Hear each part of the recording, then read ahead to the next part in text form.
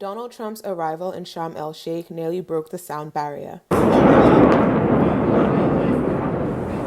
A spectacle befitting of a man who thrives on grand entrances.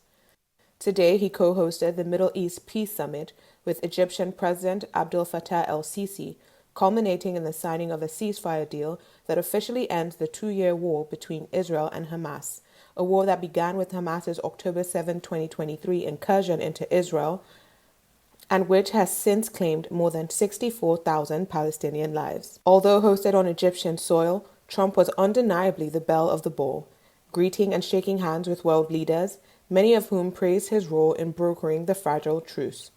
The agreement, signed by the United States, Egypt, Turkey, and Qatar, notably did not include signatures from Israeli Prime Minister Benjamin Netanyahu or Hamas leadership, both absent from the summit. Palestinian President Mahmoud Abbas was in attendance but also not a signatory, raising concerns about how long this peace can hold without direct buy-in from the warring sides. The choice of Sharm el-Sheikh is steeped in symbolism.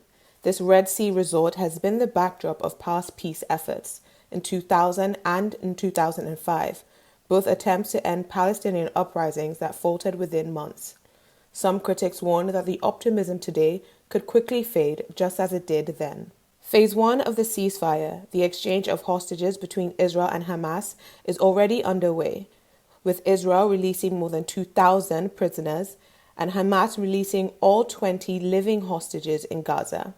But key issues remain unresolved. For the first time anyone can remember, we have a once-in-a-lifetime chance to put the old feuds and bitter hatreds behind us, and that's why so many people in this room, they didn't get along.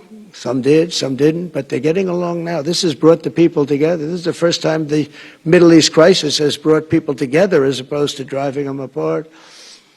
For now, the headlines belong to Donald Trump, the self-styled deal maker who walked away from Sharm el-Sheikh as the night's biggest winner.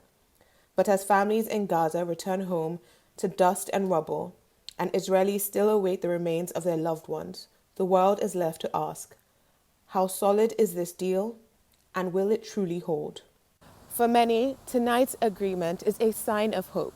For others, it's a reminder that peace in the Middle East has always been easier to sign than to sustain. Adesua Giwal Sage, Arise News, Sharm el-Sheikh.